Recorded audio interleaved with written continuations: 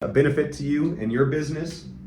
And then at the same time, at a minimum, meeting one or two new people every time you come on here. And please invite your friends. This isn't something just for the people that I invite. This is something I put it on Instagram. I put it on LinkedIn, as well as I put it on my business Facebook pages. I want this to be something that any and everybody that wants to participate can do so.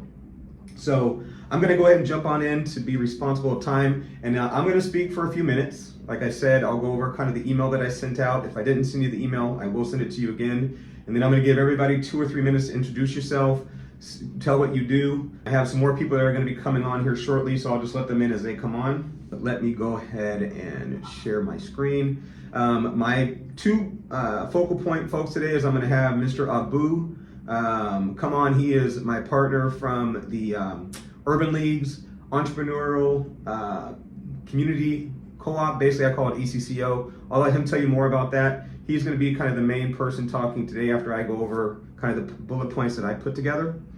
And then let me go ahead and share my screen real fast, and then I'll get out of the way. How's everybody's morning going so far? Great. Excellent, excellent. I just woke up. Oh, must be nice. Must be nice. All right. Yeah, he is. Well, you know, Luca's a young man, so he's got it in him. He's all right. All right. Okay, so you guys can see my screen here. This is the email that I sent out. If I didn't send it to you, like I said, I will get this out to you. But the key points we're going to go over today are attracting new clients, finding funding and or resources to help your business, and maximizing your cold calling opportunities.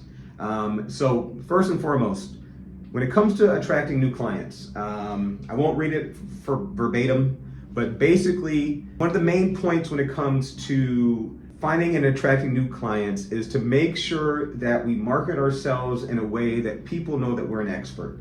You can be new at what you do and still be considered an expert. The reason why I say that is because whatever it is that we choose to go into, we're not doing it just because all of a sudden we had a whim that this is something we want to do. Usually you do some studying, you do some background, you do something that allows you to know that you're confident and comfortable enough to talk to people about what it is that we do.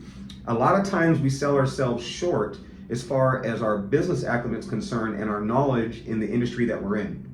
So when you're talking on social media, when you're posting, when you're talking to people in person, when you're at a networking event, come in with the mindset that this person that you're dealing with doesn't know what you know. They may even be in the same industry, but because of who you are, it's going to create a difference in the way that you present and also in the way that you retain and obtain information. So a key point to help us grow our business is going to be make sure that we do everything we possibly can to let people know that we're an expert. And then also a big one is that people don't do enough is please make sure you ask people for either a referral and or a testimonial. And what I personally do is nowadays is I have somebody give me a 30 or a 60-second testimonial on a video. All right, I show them how to use the video. I show them how to, sorry, I got some people coming in, admit all. Welcome, Aaron, welcome, Kiana. We just started, so you guys haven't missed much. I'm just kind of going over what I send out to everybody in the email as well. Now that you guys are on here, please put your contact information in the chat. The ultimate goal of this is not for me to talk, it's for people to meet each other. My goal is that you meet at least 1 or 2 new people every time you come on and your business grows. So back to asking people for videos. So no matter what it is, no matter what your industry is, right? I'll use myself, right? So if I'm working with a client and I'm doing sales coaching or I'm doing some direct sales and I did a good job, I need them to tell other people that I did a good job. When it comes from me and I give myself accolades, it's not going to be as good as if somebody that I worked with gives me a 30 to 60-second video to tell how I was able to impact their life or their business, and then I post that on my social media. So when you're working with people, please make sure, right, if you're working in a company and you sell software, and you did a great job for a client, have that client send you a video of what you did, not just an email, not just, they can write it, that's great. Nowadays, video talks. So if you can have somebody give you a 30-second video about what you've done for them, that's one of the key points. Another one is finding resources. So this finding resources thing is not just for people that have a business. If you work at a company, if you work for someone, When I say finding resources, so I worked at a company called Zones. It was an IT hardware and software provider. One thing that I did really good at Zones, and the reason why I had a lot of success, is I spent at least 30 to 45 minutes every single day going to a different part of the building to meet somebody new. It might have been one of the tech services persons, it might have been somebody in the office, anybody that in the future I could bring service to or that I might need help from, I went and introduced myself to. So if you work for a company and you're looking to grow your business, go talk to the people in the office, talk to the people that handle the transactions, talk to the people that in any way, shape, or form can help you bring value to who you're serving, and at the same time you can bring value to them. And when I say bring value to someone, it can be just being polite, being friendly. If somebody works in an office, let's say there's 300 employees in a building, right? And somebody works in their cubicle, they're usually going to be friends with the people that are directly around them. If somebody outside of that circle comes and becomes friendly with them, is nice, you might change that person's entire day just by having a polite and friendly attitude. So when you're bringing value to someone, it doesn't have to be financial. It doesn't have to be anything, tangible. It could just be your presence. It could be a polite word. It could be a smile. So when you're looking for resources, go ahead and reach out to people in any way, shape, or form that you can to add value to them. You adding value to them is going to allow you to grow your business. If you're looking for resources and funding as a business owner, as an entrepreneur, please tap in. So right now I have a nonprofit. I'll use myself again as an example. My nonprofit's been kind of dormant for a long time. To all those that just joined, let me go ahead and put this out. For those that have just joined, please put your contact information in the chat. This is, I will be done speaking here probably in the next 3 or 4 minutes, and then we're going to do our networking. Everybody's going to have an opportunity to introduce themselves. The whole goal of this is to have people meet at a minimum 1 to 2 new people every time that we come on.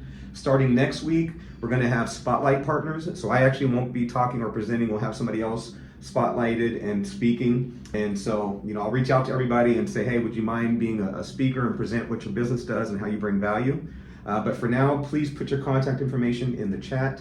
Once I get done talking here, I'm going to let you guys all again introduce yourself, and we're going to go from there. So thank everybody for being here so far. But as far as resources are concerned, as a nonprofit, I don't know where to go look for money. I know that nonprofits have access to funds. So what I'm making a priority here over the next this weekend and going into early next week is how do I find access to monies, contacts, and people that can help my nonprofit help more people. So Urban League, Tabor 100, Department of Enterprise Services, the state of Washington, there's tons and tons of resources. If you're growing your business and you know you need money, then 3, 4, 5 hours of your day should be focused on how do I find access to resources. If you're working for a company and you're looking to grow your business, several hours of your day should be worked on how do I find more resources for me to make what I do better, right? If I'm a mechanic, for example, and I want to be able to work on more cars and I know that I work on German cars, I'm calling every BMW, Audi, every company that works on German vehicles. I'm going to find a friend at that store, right? It may not be that I get a deal from them, or I might be able to get a deal from them, but I'm going to learn something from the people that work there that might have more knowledge than me. So that's B, is finding resources and funding. Lastly, maximizing cold call opportunities. I'm kind of a weirdo. I love cold calling.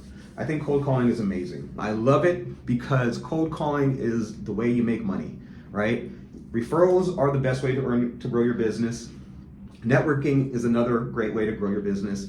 Cold calling is the way that most of us are going to grow our business. And when I say cold calling, it's not necessarily just dialing for dollars. That's always great, but it could be door knocking. I like to do cold calling in the old-fashioned way, where I actually walk into a business and talk to somebody face to face and let them tell me no to my face. It's easy for somebody to tell you no over the phone. It's harder for somebody to tell you no to your face, but they will if they don't have an interest, right? But if you cold call over the phone, realize that it's great. If you get hung up on 4 times, that should excite you, because cold calling is a 1000% a numbers game, right? We never know who's going to need what it is that we offer at exactly what time. So if you don't cold call, you're basically messing up your own money. You're messing with yourself, right? Even if it's 5 calls a day and you do that every day, you gave yourself 25 opportunities in a week, right? So, and if you hit 25 people in a week, you're going to get 2.5 people that give you an opportunity. It's going to be 10%. If you're good, you might get 20%.